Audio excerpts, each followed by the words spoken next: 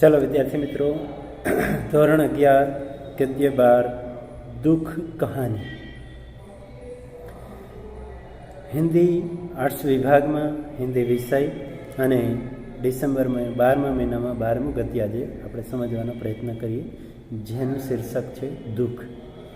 દુઃખ શું છે એ આ વાર્તા પરથી આપણે સમજી શકાશે, અને દુઃખ કોને કહેવાય એના લેખક યશપાલજી આપણને સમજાવે છે, કહે છે શું. પહેલાં તો યશપાલજીનો પરિચય પેજ નંબર 62 ઉપર છે. જન્મ સન 1903, મૃત્યુ સન 1976. જેમનો જન્મ 1903માં થયો અને જેમનું અવસાન 1976માં થયું. यशपाल का जन्म फरोजपुरी छावनी पंजाब के कांगड़ा जिले में हुआ था. यशपाल जी लेखक છે જેમનો જન્મ ફરોજપુર છાવની પંજાબનું કાંગડા જિલ્લો ત્યાં થયો હતો. પિતા હીરાલાલ તથા માતા પ્રેમાદેવી સામાન્ય પરિવાર કે થે. લેખકના પિતા હીરાલાલ છે, મમ્મી પ્રેમાદેવી જે સામાન્ય પરિવારના હતા.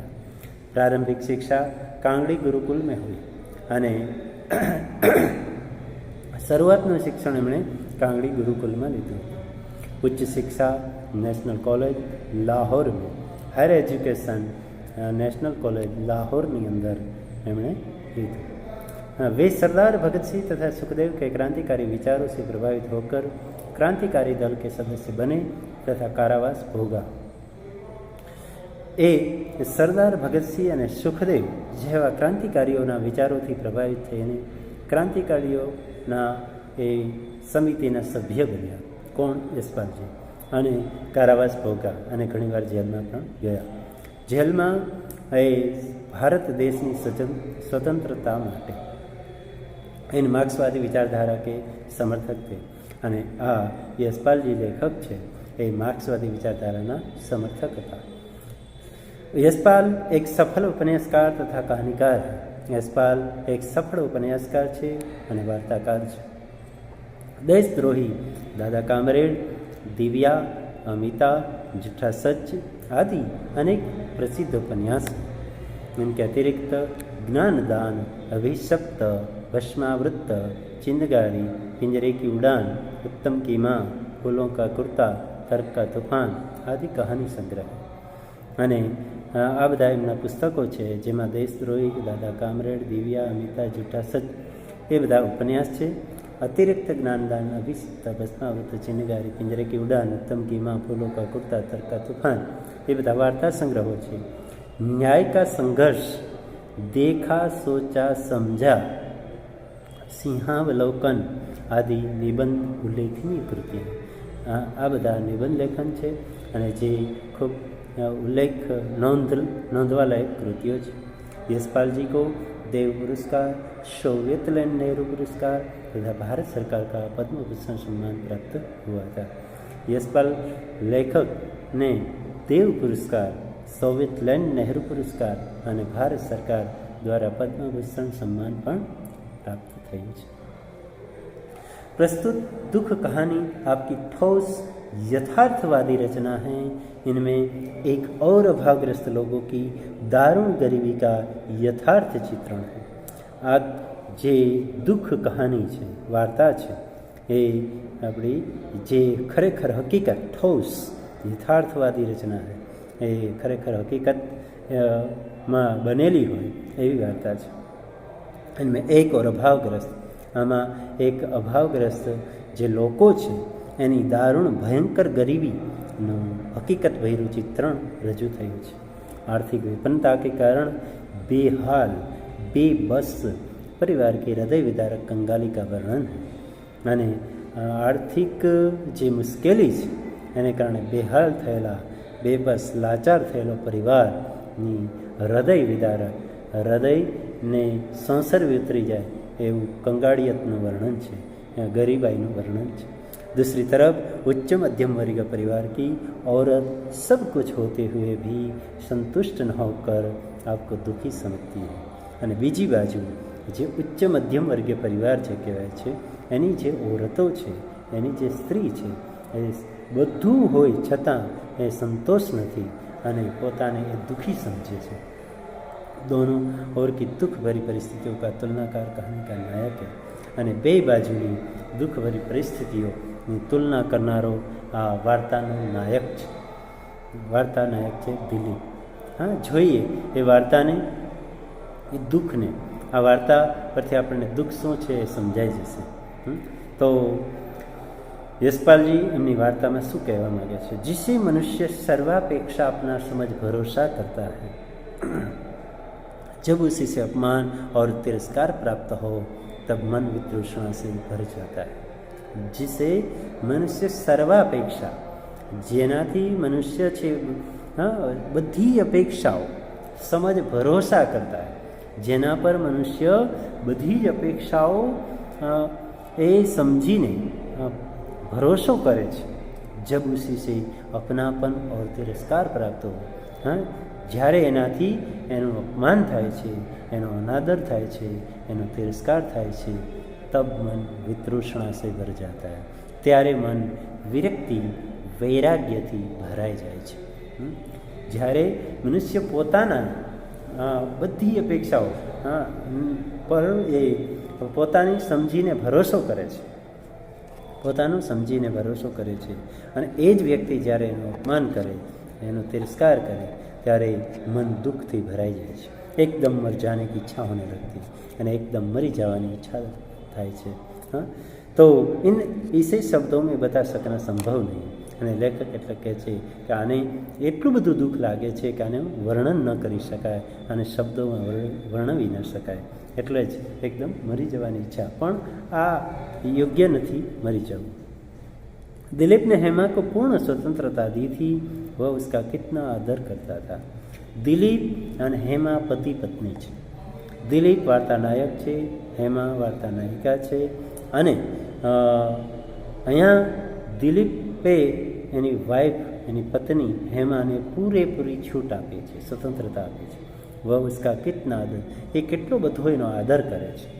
કિતની આંતરિકતા છે વહ ઉસકે પ્રતિ સુનુરૂપ તથા, કેટલી આંતરિક લાગણીઓથી એ એના પ્રત્યે લગાવ, ઝુકાવ, શ્રુનુરૂપતે યાની લગાવ ઝુકાવ રખતા હતા. એટલે કે એ લાગણીથી એની વાઈફ તરફ ખૂબ જ લાગણી દર્શાવતો હતો. બહુ જ સે લોગ ઇસે અતિ કહેંગે, અને ઘણા લોકો આને અતિ કહે છે. અને ખરેખર હકીકત એ છે કે ક્યારેય અતિ કોઈ વાતમાં અતિરેક ન હોવો જોઈએ. અતિ સર્વત્ર વર્જય, અતિ બધે ત્યાજ્ય છે. અતિ હસવું, અતિ રડવું, અતિ ભણવું, અતિ વાંચવું. હા, અતિ વાંચવું પણ ઘણા માણસો ગાંડા થઈ જતા હોય છે, પણ અતિ હોય તો થોડું ઘણું કે લિમિટમાં કોઈ પણ વસ્તુ હોય. એટલે જ હાઈવે ઉપર પણ સૂત્રો લખેલા હોય છે, અતિની ગતિની. તો અતિ કોઈ વસ્તુ સારી નથી. तो आर्थिक विपन्नता के कारण श्रुनुक तो बहुत लोग अति कहेंगे, घना बदा लोग आने अति किए. इस पर भी जब वह हेमा को संतुष्ट न कर सका और हेमा केवल दिलीप के उसकी सहेली के साथ सिनेमा दिखाने के कारण दिन भर रूठी रहकर दूसरे ही दिन माँ के घर चली गई. અને इस पर भी जब એટલો બધો લાગણી દર્શાવતો હતો એની પત્ની તરફ, એની વાઈફ તરફ દિલીપ, અને છતાં પણ હેમા એનાથી સંતુષ્ટ ન હતી. અને એમાં વળી એક દિવસ દિલીપ હેમાની બેનપણીની સાથે સિનેમા જોવા ચાલ્યો ગયો. સિનેમા જોઈ આવ્યો, અને આ વાતની ખબર પડી કે એના બદલે એની બેનપણી સાથે એ સિનેમા જોવા ગયો હતો એનો પતિ. આ કારણથી એણે આખો દિવસ એ રિસાઈને રહી, દિનભર રૂઠી रहकर दूसरे ही दिन माँ के घर चली गई. અને બીજા જ દિવસે એના પિયર ચાલી ગઈ, એના માના ઘરે ચાલી ગઈ. કોણ? દિલીપની પત્ની હેમા. દિલીપની પત્ની હેમાને ખબર પડી કે મારો પતિ મારી બેનપણી સાથે સિનેમા જોવા ગયો હતો, અને એ ખબર પડતા એનાથી રિસાઈ જાય છે. રિસાઈને પિયર ચાલી જાય છે એના માને ઘરે. તબ દિલીપ કે મનમાં ક્ષોભ કા અંત ન રહા. ત્યારે દિલીપના મનમાં પણ શરમ અને પશ્ચાતાપનો પાર ન રહ્યો. मन में क्षोभ का अंत न रहा. सितंबर का अंतिम सप्ताह था. સપ્ટેમ્બર મહિનાનું છેલ્લું પખવાડિયું હતું, છેલ્લું અઠવાડિયું હતું. વર્ષા ઋતુ बीत जाने पर भी दिन भर पानी बरसता रहा અને વર્ષા ઋતુ જાણે પૂર્ણ થઈ ગઈ હતી છતાં પણ દિવસભર એ પાણી વરસતો રહ્યો. એટલે કે સપ્ટેમ્બર મહિનામાં તો વર્ષા ઋતુ હોય જ, પણ આખો દિવસ વરસાદ ચાલુ હતો. दिन भर पानी बरसता रहा. दिलीप बैठक की खिड़की और दरवाजों पर पर्दे डाले बैठा था. दिलीप यानी बैठक रूमની અંદર એ દરવાજા ઉપર અને બારીઓ ઉપર પડદા લગાવીને બેઠો હતો. वितृष्णा और ग्लानि में समय स्वयं यातना बन जाता है. वितृष्णा और ग्लानि, वितृष्णा दुख और ग्लानि पश्चाताप, दुख અને પશ્ચાતાપના સમયમાં स्वयं यातना बन जाता है. हाँ, तो दुखना समय में पश्चाताप है ए पश्चात में समय स्वयं ए समय है ए खुद दुख बनी जाए छे, पीड़ा बनी जाए छे यातना में. कारण के एक दुख भर्યું मन होय, पश्चाताप होय त्यारे समय केम पसार करवो ए पण ख्याल न आवे त्यारे समय जाने पीड़ा आपतो होय छे. 1 मिनट गुजरना मुश्किल हो जाता है અને 1 मिनट पण पसार करवी ये बहुत मुश्किल थी जाए. समय को बीतता न देखे दिलीप खींच कर सो जाने की यातना करने लगा. अने समय पसार थतो नथी ए जोईने दिलीप ए सुवानो प्रयत्न करवा लाग्यो, यत्न करने लगा. इसी समय जीने पर से छोटे भाई के धम धम कर उतरते चले आने का शब्द सुनाई दिया. અને એટલામાં જ જીને પર છે એટલે કે છત પરથી સીડી પરથી ધમ ધમ કર ઉતરતે ચલે આને ધમ ધમ કરતો ઉતરતો આવતો હોય એવો અવાજ संभળાયો. शब्द सुनाई दिया. अलसाई हुई आँख को आधा खोल उसने दरवाजे की ओर देखा. अलसाई यानी शिथिल, आलस में पड़ी हुई એટલે આળસ ભરેલી આંખે એ બસ અડધી જ ખુલ્લી આંખે અને દરવાજા બાજુ જોયું. दरवाजे की ओर देखा. कौन? एना नाना भाई. छोटे भाई ने पर्दे को हटाकर पूछा, भाई जी आपको कहीं जाना न हो तो मैं मोटरसाइकिल ले जाऊं? अने दिलीप जे बैठक रूम में बैठो હતો સુવાનો પ્રયત્ન કરતો હતો ત્યાં એનો નાનો ભાઈ પેલા સીડીઓથી ધમ ધમ કરતો ઉતરે છે અને એ દરવાજો छोटा भाई पर्दे को हटाकर पूछा અને એ પડદાને હટાવી દરવાજાનો પડદો હટાવી અને પૂછે છે, મોટા ભાई भाईजी आपको कहीं जाना न हो, તમારે ક્યાંય જવું ન હોય તો તમારી मोटरसाइकिल હું લઈ જાઉં? इस विघ्न से शीघ्र छुटकारा पाने के लिए दिलीप ने हाथ के इशारे से इजाज़त दी और आंखें बंद कर ली. आ मूंझवणथी मुश्केलीमांथी तरत ज छुटकारो मेळववा माटे एणे दिलीपने हाथथी ज इशारो करी दीधो कि हाँ लई जा. इजाजत दीधी, सम्मति आपी दीधी. आंखें बंद कर ली अने आँखों बंद करी दीधी. दीवार पर टंगे क्लॉक में कमरे को गुंजाते हुए 6 बज जाने का सूचना थी अने दीवार पर टींगाड़ेली घड़ियाल जोई अने આપણે ઘડિયાળે 6 વાગવાના સમાચાર આપ્યા. એટલે કે દિવાલ ઘડિયાળના 6 ટકોરા પડ્યા. दीवार पर टंगे क्लॉक में कमरे को गुंजाते हुए ए रूम ने ए जाने गुंजावी दीधो 6 टकोरा वड़े बच जाने की सूचना दी. दिलीप को अनुभव हुआ क्या देह यूं ही कैद में पड़ा रहेगा? अने दिलीप ने अनुभव थयो कि केम शरीर आम ज पड़્યું રહેશે, घर में આવી જ રીતે પડ્યું રહેવાનું. उठकर खिड़की का पर्दा हटाकर देखा, बारिश थम गई थी. એ ઊભો થયો અને બારીનો પડદો હટાવ્યો અને જોયું કે बारिश थम गई यानी वरसाद रोकाई गयो હતો. अब उसे दूसरा भय हुआ कोई भी बैठेगा और अप्रिय चर्चा चला देगा. એને બીજો પણ ભય સતાવા લાગ્યો કે કોઈ હમણાં જ બેસવા આવશે અથવા તો એ મને જોઈને જે મને નથી ગમતી એવી ચર્ચા ચલાવશે કે પત્ની ક્યાં ગઈ, પત્ની કેમ રિસાઈ ગઈ, આવી જે અપ્રિય ચર્ચાઓ ચાલશે. वह उठा, भाई की साइकिल ली, गली की कीचड़ से बचता हुआ और उससे अधिक लोगों की निगाहों से छिपता हुआ वह मोरी दरवाजे से बाहर निकल शहर की पुरानी फसील के बाग से होता हुआ मिंटो पार्क जा पहुंचा. ए उठ्यो, ભાઈની સાયકલ લીધી અને ગલી કે કીચડ સે બચતા હુઆ, અને એ ગલી જે વરસાદ તો વરસતો જ હતો તો ગલીમાં શેરીમાં કીચડ હતી, એ કીચડથી બચતા બચતા उसमें अधिक लोगों की निगाहों से અને વધારે તો બીજા લોકોની નજરોથી છુપાવીને એ મોરી દરવાજાથી બહાર નીકળી શહેરનું જે પુરાની ફસીલ યાની કોર્ટ, જે જૂની કોર્ટ છે એના બગીચામાં થઈ અને મિન્ટો પાર્ક જઈને પહોંચ્યો. એ કોણ? દિલીપ.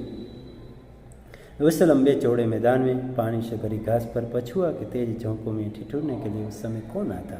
અને એ લાંબુ અને પહોળું મેદાન, એમાં ઘાસથી ભરેલું, પાણીથી ભરેલું, પાણી સે ભરી ઘાસ પર, પાણીથી ભરેલી ઘાસ, પછુઆ કે તેજ ઝોંકો મેં, એવા જે ઠંડા પવનની અંદર ઠીઠુરને કે લે, ઠંડીમાં થરથરવા માટે એ સમય કોણ ત્યાં આવતું હોય? એવું સમય કોણ હતા? કોણ આવે? કોઈ ન આવે એમ.